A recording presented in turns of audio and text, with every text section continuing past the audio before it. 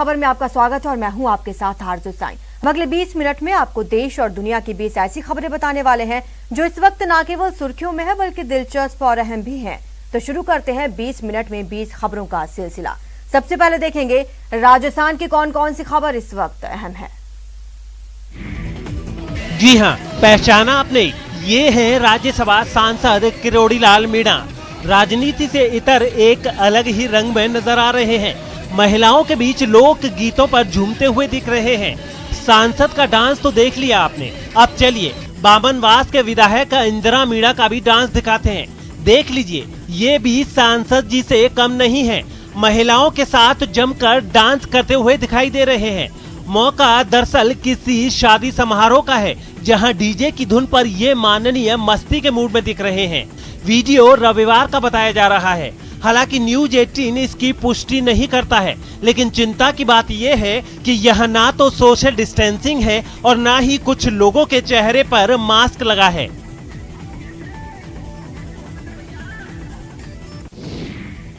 सीकर शहर में बदमाशों में कानून का कोई खौफ नजर नहीं आता। यहाँ दो पक्षों के बीच खूनी जंग देखने को मिली। दोनों के बीच जमकर पथराव हुआ, जिसमें 3 युवक जख्मी हो गए।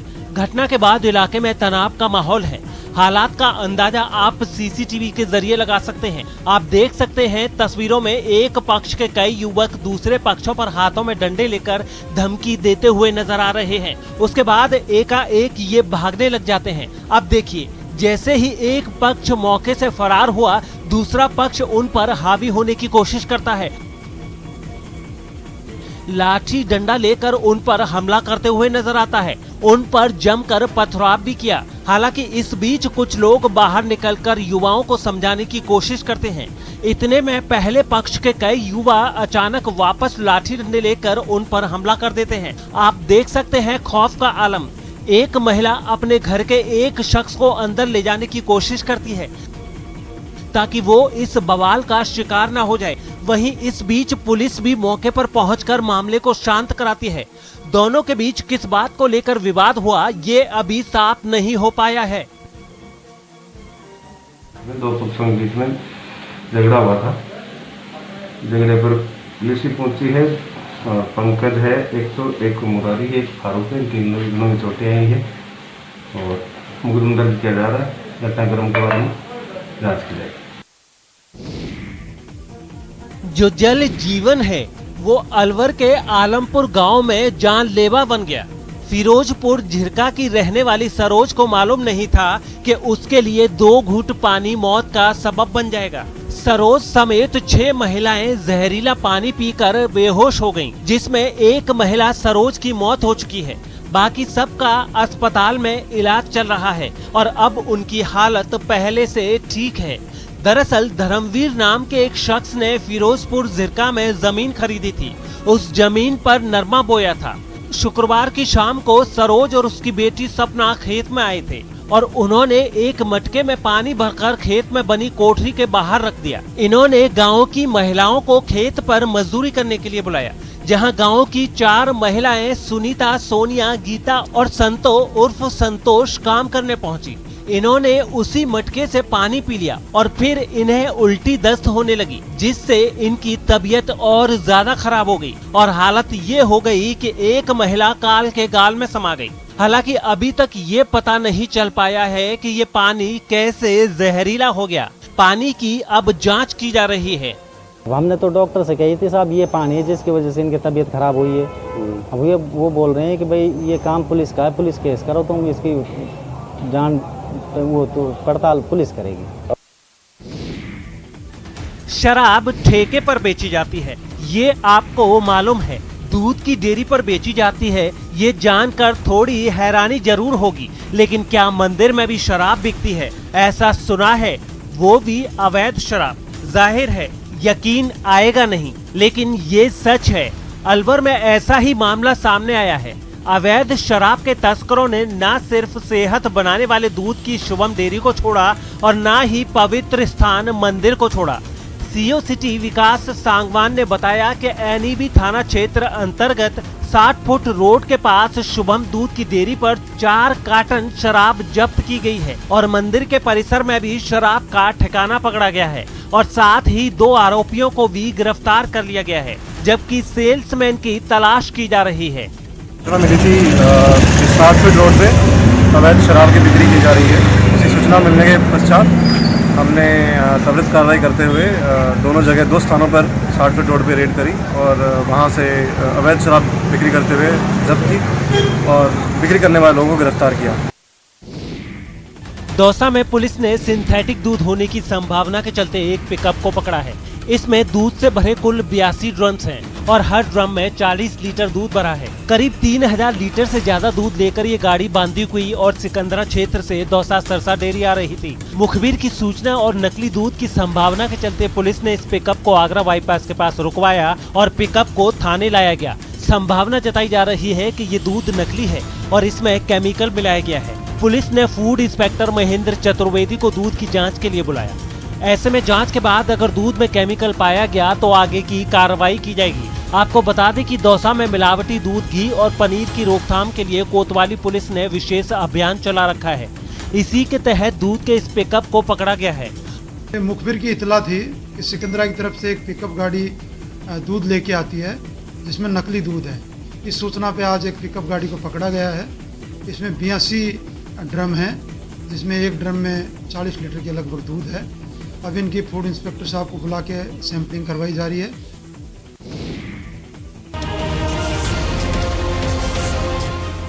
वो शातिर हैं, वो जालसाज हैं, वो ऑनलाइन के माहिर अपराधी हैं, वो क्राइम के वायरस हैं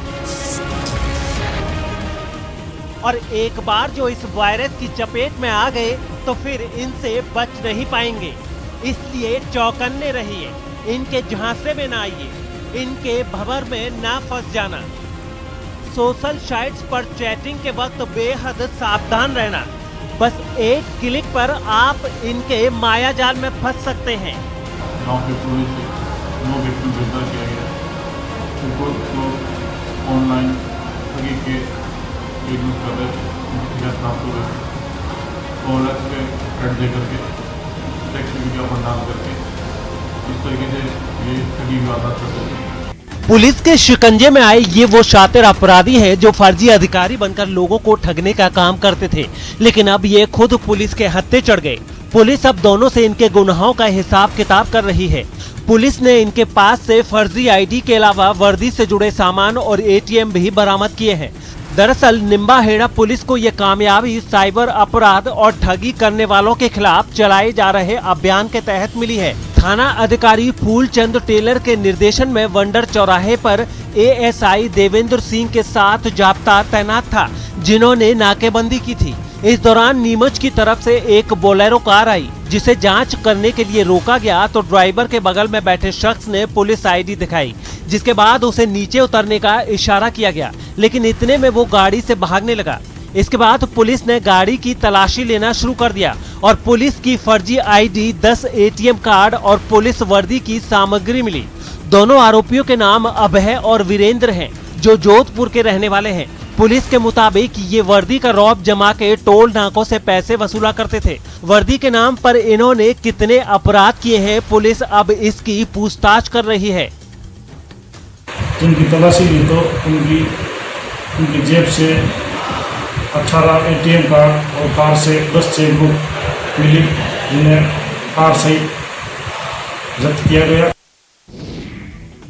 कोरोना काल में गरीबों के लिए इलाज कराना बहुत मुश्किल हो गया है, इसीलिए लोगों को राहत देने के लिए सीएम अशोक गहलोत ने मुख्यमंत्री निःशुल्क दवा योजना शुरू किया था और इसकी मॉनिटरिंग भी हुआ करती थी। लेकिन दौसा जिले के सिकंदरा अस्पताल में इसका स्याह सच सामने आया है। यहाँ अस्पताल के शौचालय में बड़ी संख्या में दवाएं मिली हैं। दवाओं के अनेक कार्टून पड़े मिले। आम लोगों में ये दवाएं नहीं पाटे जाने से ये एक्सपायर होने वाली हैं। इस पूरी घटना को मुख्य चिकित्सा एवं स्वास्थ्य अधिकारी डॉक्टर मनीष चौधरी ने गंभीरता से लिया है। उन्होंने कहा कि इसकी उच्च स्तरीय जांच होगी और दोषियों के खिलाफ कार्रवाई की जाएगी। और इसमें किसी तरह की कोई खामियां हैं तो निश्चित रूप से दोषियों के खिलाफ कार्रवाई की जाएगी, उनको इस तरह की सजा मिलेगी ताकि दोबारा इस तरह की पुनरावृत्ति नहीं हो। मरुद्रा के कई शहर बूंद बूंद पानी को तरस रहे हैं। भीषण गर्मी में लोगों को पीने का पानी बड़ी मुश्किल से मिल रहा है, लेकिन लगता है कि नागौर के जलदाय विभाग को पानी की कीमत का जरा सा भी एहसास नहीं है। आप पहले इस तस्वीर को देखिए, यहाँ पानी का फवारा नजर आ रहा है। बहुत तेजी से पानी बह रहा है, लेकिन इसे रोकने वाला कोई नहीं। ये नजारा नागौर शहर के गांधी चौक का है, जहां अचानक से पानी की पाइपलाइन फट गई और बेतहाशा पानी बह गया। बाजार में पानी चारों तरफ फैल गया, लोग आते जाते भी रहे। इसकी खबर नगर परिषद को भी दे दी गई ताकि जल्द से जल्द इसे दुरुस्त कराया जा सके, लेकिन तब तक हजारों लीटर पानी बह गया। इसकी रफ्तार इतनी तेज थी कि बीच बाजार में पानी जाया हो गया। हालांकि रविवार को वीकेंड कर्फ्यू होने की वजह से दुकानें बंद थी, लोगों की भीड़ भी कम थी, नहीं तो लोगों को काफी परेशानी होती।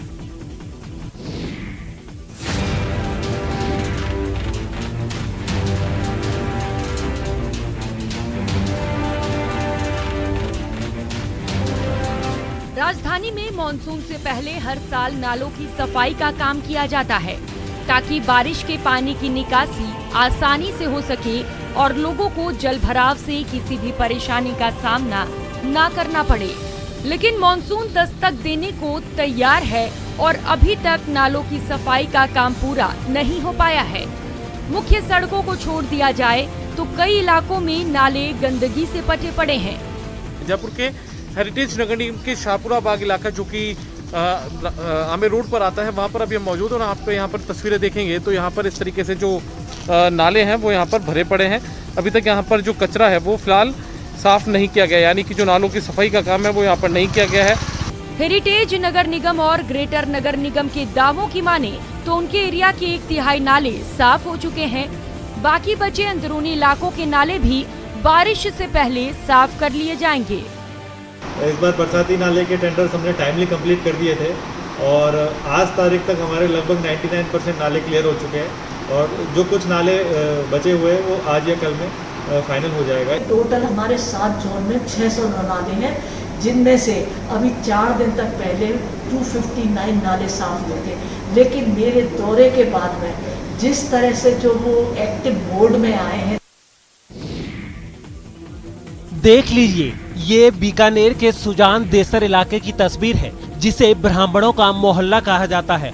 पूरा मोहल्ला पानी में डूबा हुआ है, गलियों में भी पानी लबालब है, लोगों के घुटने तक पानी है और इसी में से लोग आने जाने को मजबूर हैं। देख सकते हैं पानी घरों के भीतर तक पहुंच गया है और ये रामेश्वरम महादेव मंदिर भी नहीं बचा, यहाँ भी पानी घुस गया है। इसे देखकर अंदाजा लगा सकते हैं कि आखिर कितनी दुश्वारियों से इन्हें दो चार होना पड़ रहा है। कोरोना महामारी के बीच ये गंदा पानी न सिर्फ बीमारी की जड़ है, बल्कि अंधेरा होने पर इन लोगों को और भी दिक्कतें होती हैं। स्थानीय लोगों का कहना है कि कई बार नगर परिषद में शिकायत की जा चुकी है, लेकिन कोई सुनवाई नहीं हो रही है। हमारे सीमावर्ती गांव करड़ा के ग्रामवासियों ने बैठ करके तय किया, संपूर्ण गांव था वो एक रहा और सब ग्रामवासियों ने तय किया कि हम लोगों को सतर्कता दिखाते हुए इस कोरोना को हराना है। कोरोना ने पूरे प्रदेश में कहर बरपाया तो जैसलमेर भी अछूता नहीं रह सका, लेकिन उसी जैसलमेर के गांव करड़ा में कोरोना की एंट्री नहीं हो पाई। करीब 1000 की आबादी वाले इस गांव के अधिकांश बुजुर्ग अशिक्षित हैं, लेकिन कोरोना को हराने के लिए उनका उठाया कदम पूरी मरुधरा को प्रेरणा देने वाला है। तो बच्चों परिवार उसके मां क्योंकि सकना रे कारण सा 7 दिन अलग बैठाए, अलग खानो, अलग पीनो, सुख सारे वास्ते। बारिश की कमी से जूझते करना गांव के लोग खेती और पशुपालन पर निर्भर हैं। शहर से दूर बसे इस सरहदी गांव के लोगों ने खुद ही अपने को आइसोलेट करने का फैसला किया। घर से बाहर निकलने पर पाबंदी लगाई गई। निगेटिव RT-PCR रिपोर्ट के बगैर गांव में एंट्री पर रोक का नियम भी लागू किया गया।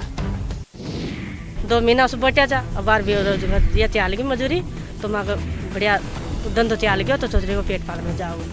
बूंदी जिले के श्रमिकों में खुशी की लहर दौड़ गई है और सभी श्रमिक उत्साह के साथ मनरेगा के तहत चलने वाले निर्माण और खनन कार्यों में अपना योगदान दे रहे हैं। 2 महीने से बेरोजगार रहे मजदूर अब कुदाल और टोकरी लेकर मिट्टी खुदाई के काम पर जाने लगे हैं। महिला श्रमिक भी मनरेगा की साइट पर भारी संख्या में पहुंच रही है। गांव में काम मिला है बढ़िया और खर्चा पानी चल रहा है हमारा। 2 महीने से तो हम बैठे थे, अब जार हमारा काम मिला है, अब खर्चा पानी चल रहा है। अनलॉक होने के बाद जिला प्रशासन ने सरकार के निर्देशानुसार मजदूरों की संख्या बढ़ा दी है और श्रमिकों को रोजाना 220 रुपए प्रति मजदूर के हिसाब से मजदूरी का भुगतान किया जा रहा है। अब चूंकि अनलॉक हो गया तो हमने बहुत ही बृहत मात्रा में एक्सरसाइज करके लेबर लगाने की कार्रवाई की है। आज जिले में हमारी 52,258 की लेबर चल रही है और ये आगामी दिनों में और बढ़ेगी। जब तक कि बरसात होने की स्थिति नहीं बन जाएगी तब तक हमारी लेबर बढ़ेगी।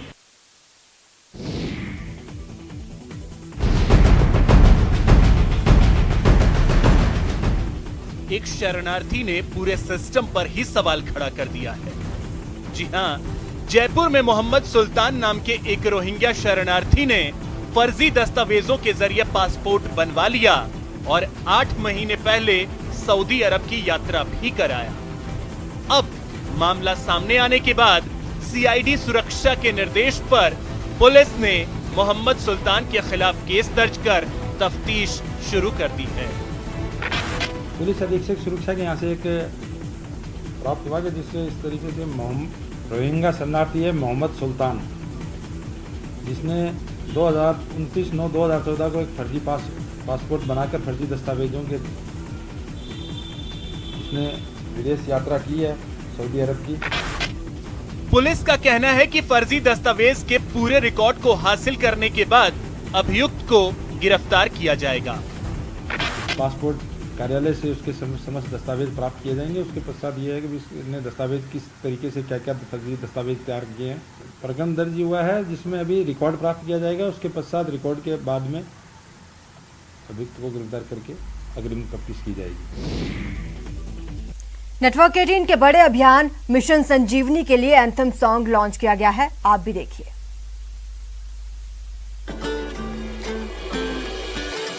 टीका लगा जरा टीका लगा, जब अपनी बारी आए टीका लगा, टीका लगा जरा टीका लगा, जब अपनी बारी आए टीका लगा, टीका लगा जरा टीका लगा, जरा टीका टीका टीका टीका लगाया क्या?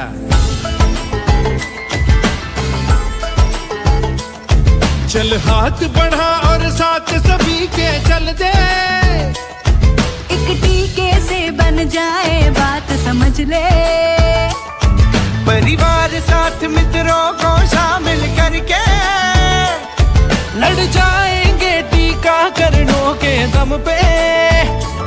ओ ये जो ढाल सी है वो कमाल सी है, संजीवनी आई यहाँ। टीका लगा तो जरा टीका लगा, जब अपनी बारी आए टीका लगा, टीका लगा तो जरा टीका लगा, तो जरा टीका टीका टीका टीका लगाया क्या?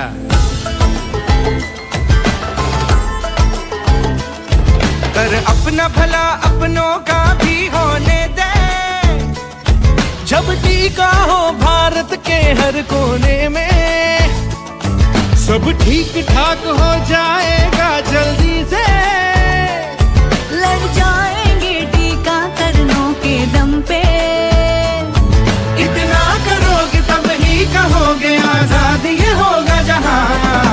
टीका लगा तो जरा टीका लगा, जब अपनी बारी आए टीका लगा, टीका लगा तो जरा टीका लगा, तो जरा टीका टीका टीका टीका लगाया क्या? लगवा ले चुमन जरा सहले सहले, तू सबसे ये कह ले है जनहित में जारी मिलती क्या डरना, हो निडर। टीका लगा तो जरा टीका लगा, तो जरा टीका टीका टीका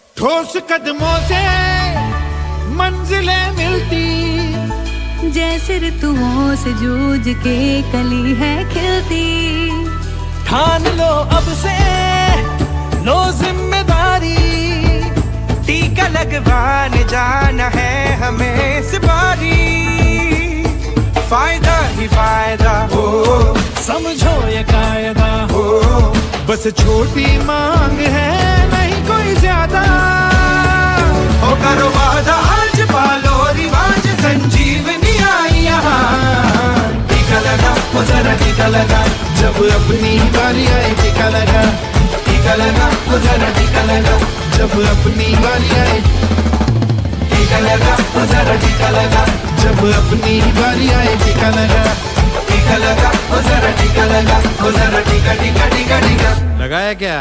टीका लगा वो जरा टीका लगा, जब अपनी बारी आए टीका लगा।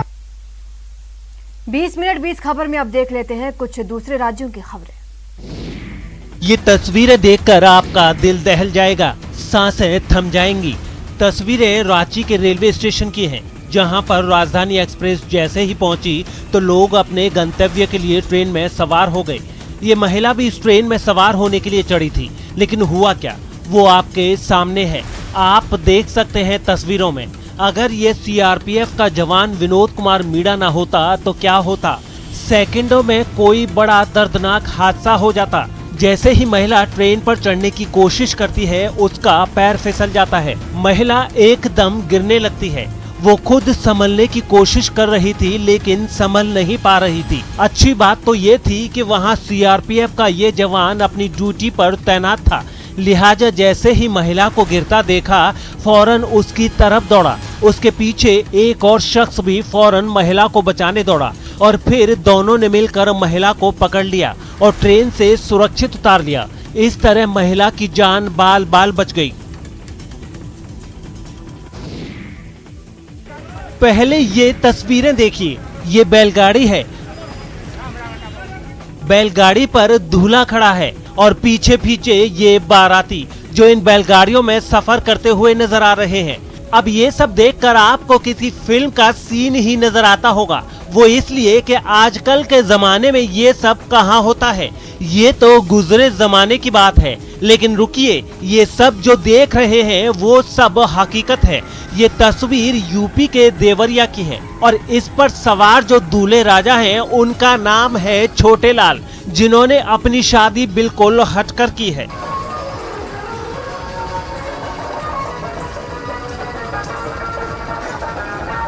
जहां आज गरीब से गरीब इंसान पूरे गाजे बाजे के साथ दंदनाती 4 पहिए गाड़ी पर बारात लेकर जाता है, तो वहीं छोटे लाल ने बिल्कुल अनोखा तरीका अपनाया। बैलगाड़ी और टेम्पो से अपनी बारात लेकर गए। इसका मकसद भी साफ है, बैलगाड़ी से शादी का मकसद नई पीढ़ी को इससे रूबरू कराना है। आज के जमाने में भूली बिसरी चीज रह गई है ये। छोटे लाल का कहना है कि ये हमारी पुरानी परंपरा है, जिसे आज की पीढ़ी को जरूर याद रखना चाहिए। 10 साल से ही था इरादा, ताकि मैं शादी करूं तो टायर और बैल पे, क्योंकि ये जो है गाड़ियों की वजह से ये लुप्त होते जा रहा है। तो इस हिसाब से मैं सोचा कि मैं जब शादी करूंगा तो टायर और डोली पे जाऊंगा। कहते हैं दुनिया में अच्छे लोगों की कमी नहीं है। ओडिशा के गंजम में रहने वाले सिरसाशीष प्रधान और मनोज साहू भी कुछ ऐसे ही हैं। कोरोना की दूसरी लहर ने कितना कहर बरपाया, इससे हम और आप बखूबी वाकिफ हैं।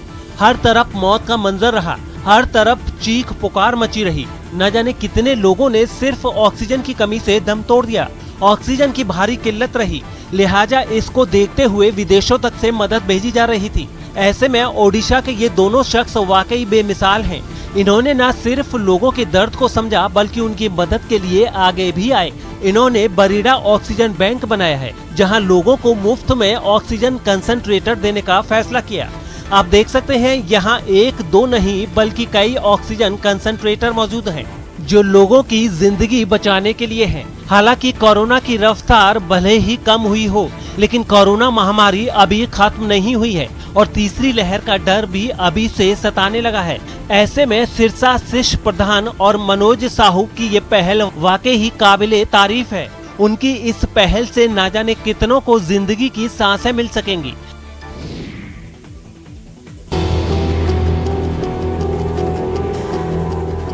इनसे मिलिए, ये है विशाल पंडित, जो कि अंतर्राष्ट्रीय ताइक्वांडो के खिलाड़ी हैं।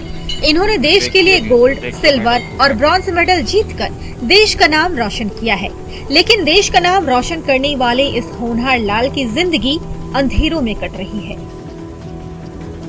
दरअसल विशाल का चयन 4 बार अंतर्राष्ट्रीय स्तर पर होने वाली कोरियो मार्शल आर्ट की ताइक्वांडो प्रतियोगिता में हुआ था, लेकिन अफसोस कि वो प्रतियोगिता में शामिल नहीं हो पाए। वजह थी गरीबी और सरकारी उदासीनता। स्टेट में मेडल, फिर नेशनल में मेडल आया।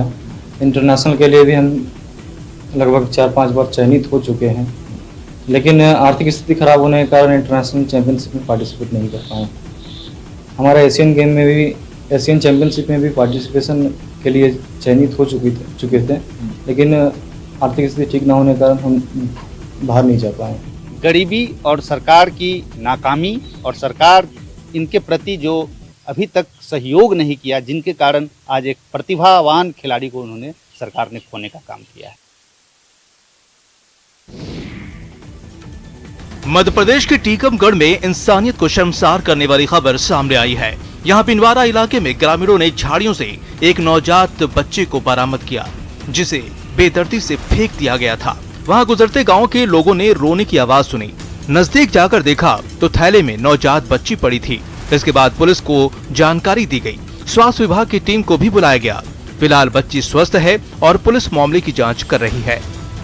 पिंडवारा के पास गैस एजेंसी के पास में बच्ची सड़क किनारे मिली हुई थी, तो जिसका उन्होंने उठा के यहाँ अस्पताल में भर्ती कराया है।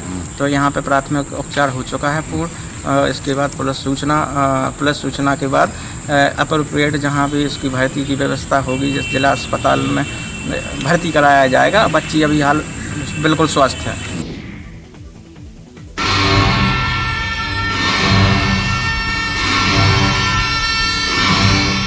लेह में हेमिस उत्सव शुरू हो चुका है। ये 2 दिनों तक चलता है। ये तस्वीर लद्दाख के लेह की है। आप देख सकते हैं तस्वीरों में, इसे बड़े उत्साह के साथ धूमधाम से हर साल मनाया जाता है। इसमें त्योहार के हर रंग देखने को मिलते हैं। खास तौर से इस त्योहार में अनुयायियों के साथ ही टूरिस्ट भी शामिल होते हैं। हालांकि कोरोना महामारी की वजह से इस बार टूरिस्ट नजर नहीं आ रहे और इसमें थोड़े ही स्थानीय लोग शामिल हुए हैं। पूरे ही पारंपरिक अंदाज में ये कलाकार नृत्य करते नजर आ रहे हैं। इस त्योहार को बुराई पर अच्छाई की जीत के तौर पर मनाया जाता है। लद्दाख के हेमिस फेस्टिवल का इतिहास से गहरा नाता है। दरअसल गुरु रिम्पोचे पद्म संभव 8वीं सदी में महान बौद्धिस्ट मास्टर थे। इन्हें दूसरा बुद्ध भी कहा जाता है। माना जाता है कि उन्होंने लद्दाख से बुरी आत्माओं को भगाया था, इसीलिए उन्हीं की याद में हर साल ये हेमिस त्योहार मनाया जाता है। गुरु पद्म संभव का इस महीने में 10वीं तारीख को इनका जन्म हुआ था, तो उनके 8 अवतार होते हैं। तो 8 अवतार का यहाँ पर लमगन नृत्य डांस करके और इसी के साथ और दूसरे मास डांस यहाँ पर अनेक होते हैं। फिलहाल इतना ही। आप देखते रहे न्यूज़ 18 राजस्थान।